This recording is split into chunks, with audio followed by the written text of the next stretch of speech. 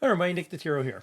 I want to talk about emails. Probably the number one way you can get a hold of me or get a hold of somebody nowadays is through emails. Now, there's a right way and a wrong way of doing emails, and I want to show you some of the emails that I get. Now, real quickly, as an instructor, I usually get anywhere between 10 to 30 emails a day, and I need to go through them, and I'm usually dealing with 5 6 different classes, anywhere between 50 to maybe 100 students a semester. So it's really important that you provide me or provide any instructor with the appropriate content.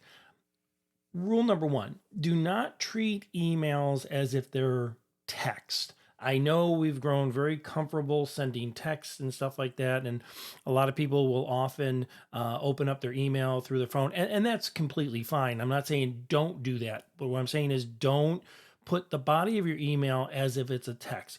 Let me show you what I have up on my screen. This is a classic email that I tend to get. And up here, these first two blocks are the email that I got from a student several years ago. I'm not trying to pick on anybody. And if you read this first one here, it says, "Hello, Professor. I am just curious to see if I need to purchase a textbook for this course. If you could back to me as soon as possible, that would be greatly appreciated. Thank you."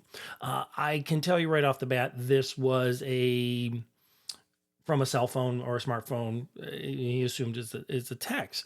A lot of things are wrong with this. First of all, if you look up here, you have the subject line, books.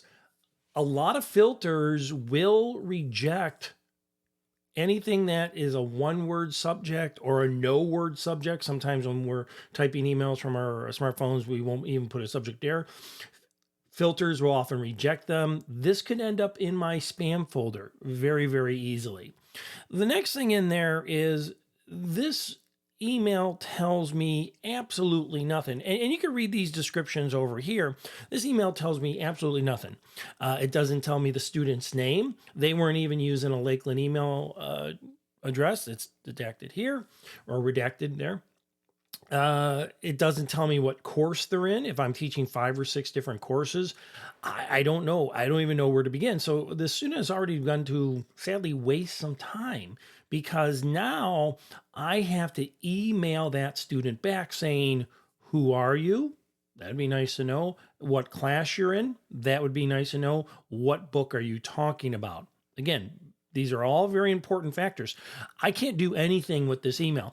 Now, I typically get 2 to 5 emails like this on a daily basis. And when this happens, it costs time because I got to immediately send back to the student, "Who are you?" The other thing I will tell you, a lot of faculty, and I fall into this category, we don't respond to silly email addresses. Some faculty even go so far as saying they'll only respond to Lakeland email addresses. And I understand that, but I'm not responding to a silly email address because I don't know if it's even spam or not. Now, down here, I basically took, if we look here, I took the exact same email, but this time I just made some small modifications to it. First thing, in the subject, I wrote the title of the course and textbook questions. I could immediately read that before I even open up the email and know this email has something to do with ITIS 1005 and something with the textbook problem. Once I open it up, and all I did was kind of add information here. Let's go to this one. Salutations. Salutations are not just nice, they actually help you. See, how many times have you sent an email to the wrong person?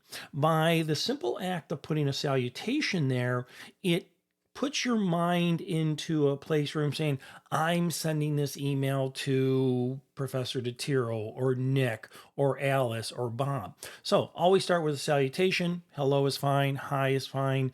Don't just put the name in there.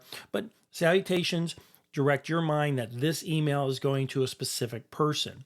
Then down here, give me a little bit of background. Give the instructor a little bit of background. Say, I am a student in ITIS 1005 meeting on Wednesday afternoons.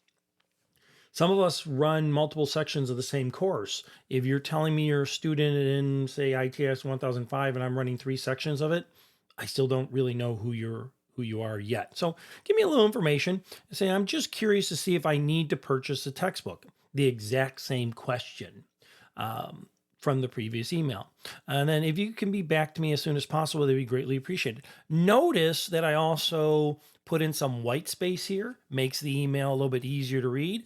I know a lot of times when people are text emailing me, sometimes we literally have 2, 3, 4 paragraphs of information all condensed down into one paragraph.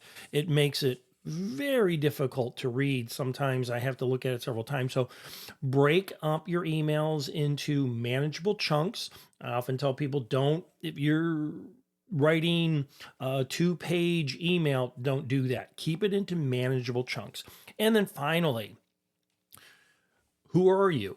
Give me your name and give me your email address. That tells me who I am corresponding with. This email up here, it's going to probably take 2 days to respond to. I get it. I respond back. They respond to me, et cetera, et cetera. This particular email, we're responding back as soon as possible. So with that being said, let's go learn something.